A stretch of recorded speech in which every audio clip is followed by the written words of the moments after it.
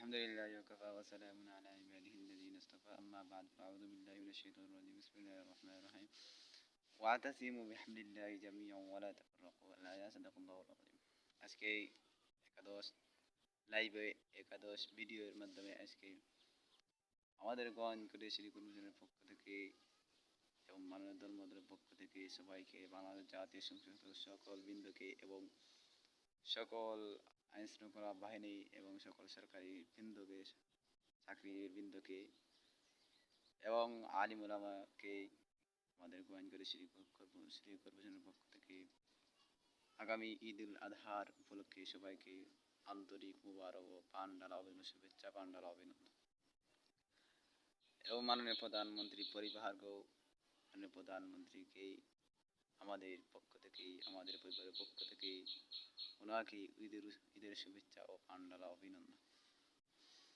মাননীয় প্রধানমন্ত্রী, মাননীয় স্পিকার, আজকে বক্তব্য দেওয়ার কোনো উদ্দেশ্য নেই, দু একটি কথা বলি আমার বক্তব্য উপস্থাপন সংক্ষিপ্ত করব যদি মহানবুল আলমিন আমাকে তৌফিক দান করে।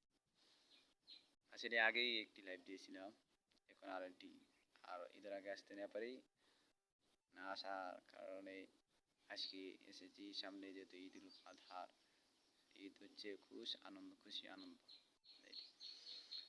আজকে ভিডিওর মধ্যে উপস্থাপন হলো বাজেটটাই হলো, যেহেতু গতকালকে 6 জুন 2024-25 বাজেট আপ্ত করা হয়েছে, মানে মন্ত্রণালয়ের মাধ্যমে এই বাজেটটি আবেদন করা হয়েছে। তাই আমি ভিডিওর মাধ্যমে দেখেছি সংসদের তৃতীয় অধিবেশনে।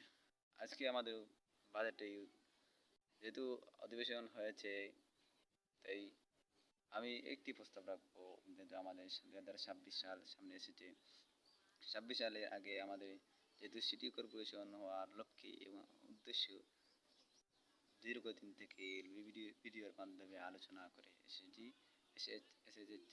চলে যাচ্ছি।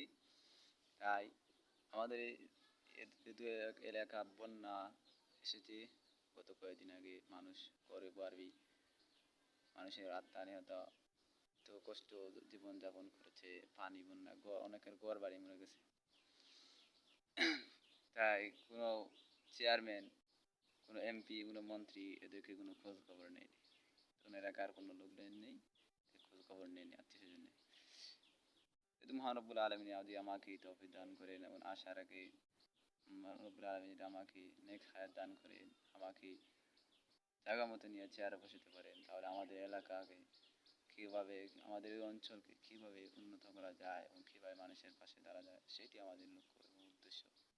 এইগুলি আমাদের লাইভে উদ্দেশ্য করে যেটা আমাদের উন্নয়ন হিসাবে রাস্তাঘাট, ব্রিজ, কালভার্ট এইগুলো বানানোর জন্য একটি আজকে মাধ্যমিকা আমাদের সিটিতে ওঠার আগে একটি ব্রিজ লাগবে।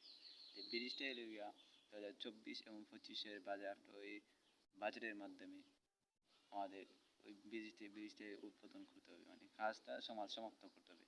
যেহেতু আমাদের সংক্ষিপ্ত মাত্র 18 মাস রয়েছে, 18 মাস পরেই আমাদের 26 সাল শুরু হবে। 26 সালে আমাদের সিটি কর্পোরেশনের কাজটা উদ্বোধন করার জন্য মাননীয় প্রধানমন্ত্রী বিনীতভাবে আহ্বান করছে। যেহেতু আমাদের সিটি হবেন, তাহলে আপনার বাবার নাম দিয়েই আমাদের সিটির নাম করা হবে ইনশাআল্লাহ। তাই আজকে ওইটাই প্রত্যাশা, সবাইকে ঈদ মুবারক। আর ওই ব্রিজটাই হওয়ার জন্য পরে রাস্তাঘাট যাদের যাওয়ার জন্য যেখানে ব্যাংক গেছে অনেক অঞ্চলে রাস্তাঘাট নাই, এই রাস্তাঘাট করার জন্য, যেহেতু আমাদের সিটি যদি হয়ে যায় তাহলে অনেক অঞ্চলকে উন্নত করার জন্য, গোয়াইনঘাটকে উন্নত করার জন্য আমরা আশাই রাখবো এবং কাউকে বাজেট না দিয়ে আমি নিজেই ওই অঞ্চলকে